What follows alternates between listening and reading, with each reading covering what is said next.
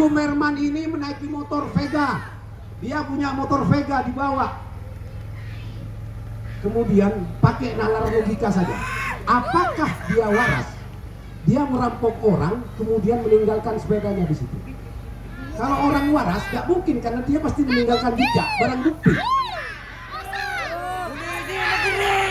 Bicara logika waras, itu satu. Kemudian yang kedua, cerita ini jadi 1 jam sebelum almarhum Herman ke Jalan Kolor, itu mampir ke rumah kepala desa Gaduh Timur. Sama dia bilangnya, dan sama yang dilakukan 3 hari sebelumnya kepada setiap orang. Saya pinjam kontaknya, Pak Lebun, saya pinjam kontaknya. Duh, ngapain? Kamu kan punya motor sendiri. Tidak dikasih, akhirnya dia ada catong di bawah. Punya temennya juga saya pinjam kontaknya. Ya, kamu kan punya motor sendiri, Man. Motor saya sering bikin saya jatuh. Pernah dikasih sama yang nama Ferry, tetangganya dikasih. Jadi tinggal sepedanya punyanya Ferry itu, ditinggal di mana-mana, baru diambilin. Ini yang kemudian harus menjadi dasar, salah satu dasar sehingga teman-teman kepolisian bisa turun di bawah. Jangan kemudian menjustis. Kita sudah kehilangan salah satu keluarga, masih dijustis dengan perlakuan buruk bahwa dia begal, dia mengambil uang amal masjid. Sampai tahu tentang cerita amal masjid itu. Saudara Herman ini, Pak, nggak apa-apa, saya bilang. Saudara Herman ini sejak kecil dia ditinggal di dulu, menjadi TKI ke Malaysia. Kemudian Herman ini diasuh oleh kakeknya karena bapaknya menikah lagi. Nggak apa-apa, ini bukan aib, ini bukan saya ceritakan. Herman ini hidup sebatang kara setelah ditinggal kakeknya. Tapi anak ini betul-betul soleh, Pak.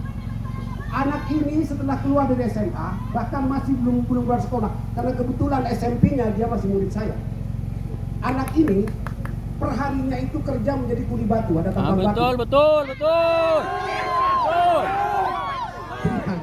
Ada tambang batu. Tiap minggu dia simpen itu ke masjid, nabung 100.000. Ya betul. Selebihnya dia pakai.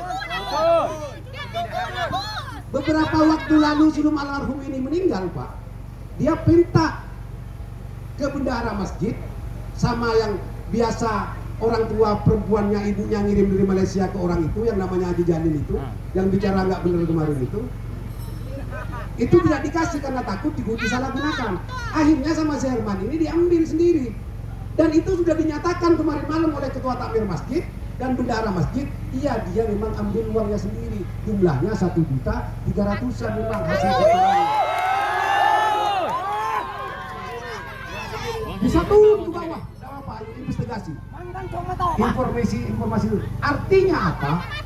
Artinya mestinya untuk mengetahui hal ini orangnya sudah meninggal, kita tidak bisa melakukan pemeriksaan apakah dia sakit jiwa atau tidak. Tapi dari indikator perilakunya sama seperti yang terjadi di situ kepada perempuan itu mau pinjam motornya, tidak dikasih, mau dikasih uang 200. Kemudian dia memang dia bawa itu celurit tapi tidak membahaya, tidak pernah digunakan macam-macam selama dia pegang itu.